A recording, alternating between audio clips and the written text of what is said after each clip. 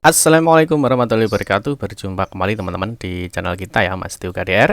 Oke teman-teman, di kesempatan kali ini kita akan berbagi informasi kembali ya, masih di seputar penerimaan peserta didik baru khususnya di jenjang SMA maupun SMK negeri seprovinsi Jawa Timur tahun 2022 ini. Di kesempatan kali ini teman-teman ya, kita akan berbagi informasi ya, ini terkait dengan persiapan pendaftaran untuk tahap 3 ya, yang mana di tahap 3 ini ada jalur Yonasi SMK. Nah, nanti ada beberapa hal atau ada beberapa data yang perlu kalian siapkan ya, karena di SMK itu tentunya berbeda dengan di SMA. Yang terakhir nanti kita juga akan melihat peluang ya, melihat peluang diterima, dan tentunya di jalur Yonasi SMK ini sangat sedikit sekali ya yang diterima, karena mengingat untuk jalur Yonasi SMK ini hanya 10% saja ya dari pagunya ya. Nanti kita akan cek bagaimana cara mengecek pagu ya, melihat peluang, dan juga bagaimana kita nanti akan melihat statistik ya.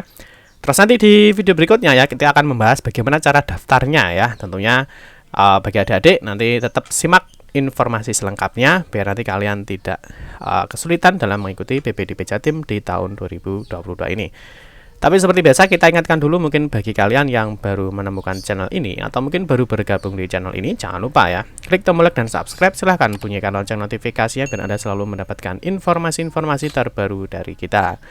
Baik teman-teman yang suka baca berita, silahkan kunjungi saja di laman resmi kita mastiokdr.com. Di sini akan berbagi informasi khususnya di seputar dunia pendidikan.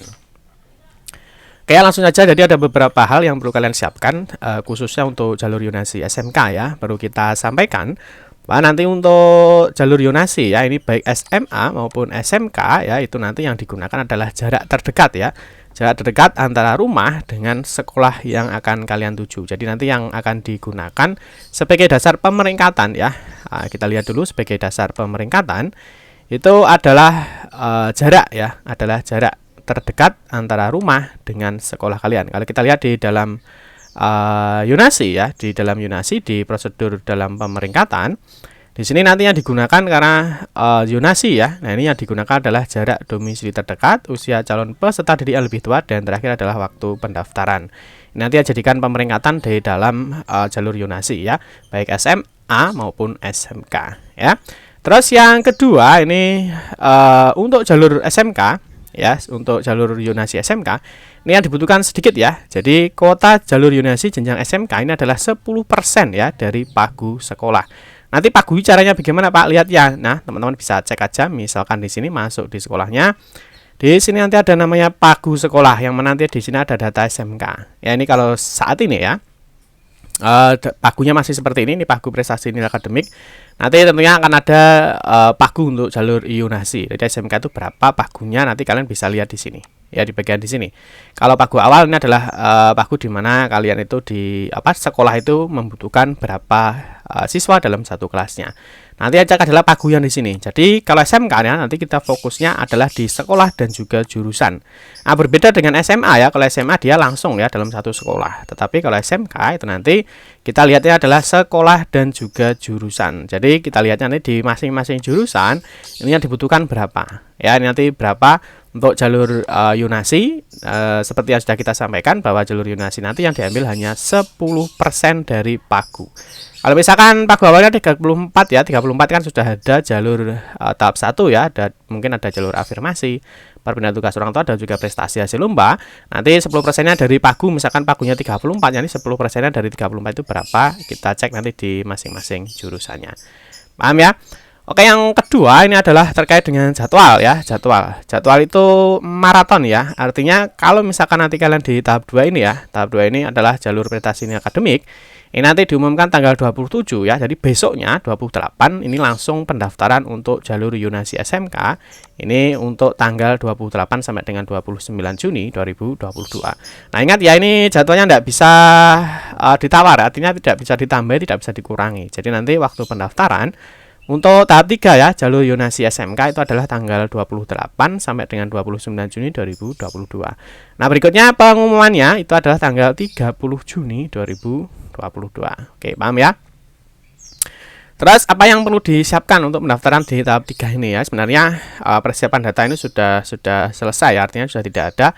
Tetapi untuk SMK khusus dengan dengan persyaratan khusus itu memang harus menyiapkan berkasnya jika kalian sampai saat ini belum melakukan verifikasi kesehatan ya. Nah, yang pertama ini yang perlu kalian siapkan tentunya masih sama ya, yaitu adalah NISN dan juga PIN. Ini pasti ya. Yang kedua, pilihan sekolah yang di mana teman-teman untuk calon peserta didik baru jenjang SMK kalian ini dapat memilih paling banyak 3 kompetensi keahlian ya dalam satu sekolah atau sekolah yang berbeda dalam zona dan atau luar zona. Jadi artinya nanti kalian misalkan memilih ya satu sekolah. Nah, ini kita kasih contoh aja misalkan di sini ya. Kalian bisa memilih 3 jurusan ya atau 3 kompetensi keahlian dalam satu sekolah ya atau sekolah yang berbeda. Jadi misalkan nanti di sini SMK 1 Pelosok Klaten ya, kalian bisa memilih 3 sekolah. Misalkan teknik otomotif, broadcasting dan perfilman dan juga agribisnis tanaman. Tetapi kalian tidak bisa memilih dalam satu sekolah ini dengan jurusan yang sama. Jadi tidak bisa. Kalau jurusan sudah dipilih di pilihan 1, otomatis ini teknik otomotif ini akan hilang. Kalian harus memilih di pilihan 2 dengan jurusan yang berbeda. Paham ya? Jadi satu sekolah boleh memilih maksimal 3 jurusan. Oke.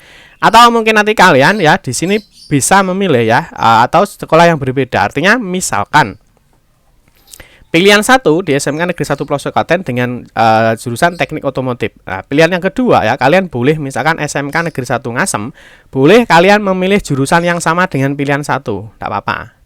Ya. Nah, oke, kita kasih gambarnya seperti ini. Kita kasih gambarannya. Yang kedua, misalkan kalian milih SMK Negeri 1 Ngasem dengan jurusan teknik pemesiman ataupun jurusan yang sama dengan teknik otomotif tidak masalah. Ya, untuk pilihan 1 dan 2. Terus misalkan kalian pilih sekolah 3, kalian boleh ya. Ini misalkan SMK Negeri 1 Purwasari, kalian bisa memilih jurusan teknik instalasi tenaga listrik. Jadi kalian boleh memilih 3 sekolah dan 3 jurusan yang berbeda. Ataupun kalian bisa memilih 3 sekolah yang berbeda dengan jurusan yang sama. Paham ya? Oke, yang berikutnya ini yang wajib kalian siapkan ketika kalian nanti memilih jurusan yang mensyaratkan tidak buta warna dan juga tinggi badan ya. Berarti kalian harus melakukan verifikasi kesehatan. Ya, verifikasi kesehatan ini bagi yang memilih jurusan yang mensyaratkan tidak buta warna dan tinggi badan dan dipastikan statusnya ini sudah terverifikasi. Ya, kalau belum terverifikasi maka nanti dia tidak bisa memilih jurusannya yang mensyaratkan hal tersebut. Ya, kita kasih contoh ini untuk SMK ya. Nanti ketika kalian sudah login dan persiapan untuk memilih sekolah ya. Nah, di sini nanti tentunya untuk jalur zonasi itu sudah diberikan rekomendasi ini loh. Sekolah-sekolah yang terdekat dengan kalian ya. Misalkan di sini kita menggunakan KK Surabaya ya. Nah, ini misalkan SMK Negeri 10 Surabaya ini lihat jaraknya 3 kilo ya. SMK Negeri 6 Surabaya 3 kilo. Sekolah-sekolahnya nanti berdasarkan semua sekolah yang berada di kota atau kabupaten kalian. Nah, kalian boleh ya memilih semuanya di dalam zona, di luar zona ini bebas ya kalau SMK. Jadi SMK itu berbeda dengan SMA. Kalau SMA luar zonanya adalah luar zona perbatasan ya. Terus ini nanti misalkan di pilihan pertama ya, pilihan pertama jadi di dalam zona juga boleh ya. Terus pilihan kedua ya, ini di luar zona juga tidak apa-apa. Terus pilihan ketiga ini di dalam zona lagi juga tidak apa-apa. Atau mungkin kalian ketiga-tiganya ya mau memilih di luar zona semua juga tidak masalah kalau SMK. Terus yang berikutnya ya, kalian boleh hanya memilih satu pilihan saja atau satu sekolah saja dengan satu jurusan juga boleh. Atau memilih 2 sekolah dengan 2 jurusan juga boleh, ataupun memilih 3 tidak masalah. Ya, artinya kalian boleh memilih 1, boleh memilih 2 ataupun boleh memilih 3. Paham ya? Nah, ini kalau sudah ada cetak bukti pendaftaran ini hati-hati ya. Kalau sudah cetak bukti pendaftaran maka semua pendaftaran sudah tidak bisa diapa-apakan. Nah, nanti ketika kalian memilih sekolah ini ada pilihan pertama, pilihan kedua, pilihan ketiga ya. Di sini nanti ada jaraknya. Ya, karena ada di sini ada jalur zonasi ya. Tentu nanti yang dijadikan dasar pemeringkatan itu adalah jaraknya ya. Oke, paham ya di sini? Kayak yang berikutnya, lah ini untuk beberapa jurusan yang mensyaratkan tidak buta warna dan tinggi badan, itu tentunya sudah kita bahas di video kita ya. Nanti adik-adik bisa cek aja di sini ya. Nanti ketikkan aja di sini kesehatan atau seperti ini aja, kesehatan. Nanti di sini sudah membahas ya terkait dengan verifikasi kesehatan. Oke ya. Oke, yang berikutnya adalah ini pastikan ya verifikasi kesehatan kalian itu statusnya seperti ini, selesai diverifikasi ya. Jangan sampai nanti statusnya masih dalam proses verifikasi, ataupun statusnya itu seperti ini ya, ini statusnya ini ditolak ini ya, ini statusnya ditolak. Nah, nanti kalau ditolak itu bagaimana? Apakah ada efeknya? Tentunya ada. Efeknya apa? Ketika kalian nanti memilih jurusan yang mensyaratkan ya, tidak buta warna atau tinggi badan ya, maka nanti di sini akan ada notifikasi gagal. Ya, notifikasi gagal artinya kalian harus diwajibkan untuk melakukan verifikasi kesehatan. Tetapi ini dengan jurusan-jurusan tertentu, artinya jurusan yang mensyaratkan tidak buta warna dan tinggi badan.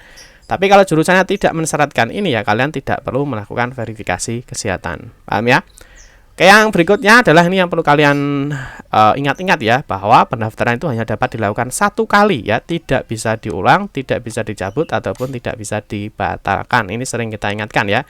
Jadi hati-hati dalam melakukan pendaftaran, dalam memilih sekolah maupun memilih jurusan. Yang berikutnya adalah pastikan jika memilih 2 atau 3 sekolah, jika diterima di pilihan 2 atau 3 ya, kalian harus mau bersekolah di sana. Ini biasanya yang sering terjadi itu ketika dia diterima di pilihan 2 atau pilihan 3 ya, mungkin ada yang rumahnya jauh ya, atau mungkin dia nggak srek dengan pilihannya, yaitu hati-hati ya, kalau kalian sudah memilih dan diterima, tentunya kalian tidak bisa mengikuti pendaftaran di berikutnya atau di jadwal berikutnya. Yang terakhir, sekali lagi ini pikirkan pilihan sekolah yang dekat ya dengan rumahmu, karena untuk jalur yonasi tentunya jarak yang digunakan, dan lihat peluang yang diterima ini berdasarkan jarak rumah ke sekolah, dan cek juga pemeringkatan sebelum pendaftaran. Nah, ini memang nanti tentunya sama dengan jalur nilai ya. Di sini nanti ada pemeringkatan sementara. Nanti ada statistiknya ya. Ini statistiknya. Ini kita kasih contoh, misalkan ini di jalur prestasi akademik ya. Ini kalau nilai akademik nah digunakan adalah ini ya, batas atas, batas bawah, ini adalah nilai ya. Tetapi nanti di statistik maupun di ranking ini yang digunakan kan nilai. Tetapi nanti kalau waktu yonasi maka nanti yang digunakan adalah jarak. Jarak terjauh yang diterima itu berapa? Ya, misalkan di SMK Negeri 1 Surabaya ya, Teknik Komputer dan Jaringan, ini jarak terjauh yang diterima adalah misalkan 338 meter. Ya, misalkan multimedia 184 ya. Nah, ini adalah jarak terjauh yang diterima nanti di jalur yonasi. Nanti kalian bisa lihat di statistik maupun di ranking ya. Jadi daftarnya nanti teman-teman lebih baik untuk melihat peluang diterimanya ya, karena mungkin jarak kalian itu berapa antara rumah kalian dan sekolah yang akan kalian tuju. Kalian sudah punya angan-angan ya, nanti kira-kira kalian masuk apa tidak ketika kalian memilih di sekolah tersebut. Ya teman-teman ya, paham ya, semoga bisa dipahami dan semoga bermanfaat. Kita doakan semoga bagi adik-adik yang mengikuti jalur prestasi, yang mengikuti jalur yonasi SMK, semoga nanti diberikan kemudahan dan bisa diterima, amin ya rabbal alamin. Di kesempatan berikutnya kita akan membahas terkait dengan cara daftar di jalur yonasi SMK. Oke teman-teman ya, cukup sekian saja. Mohon maaf jika ada salah-salah kata dalam memberikan informasi dan penjelasan. Kita berjumpa kembali di video-video berikutnya. Saya akhiri, wassalamualaikum warahmatullahi wabarakatuh.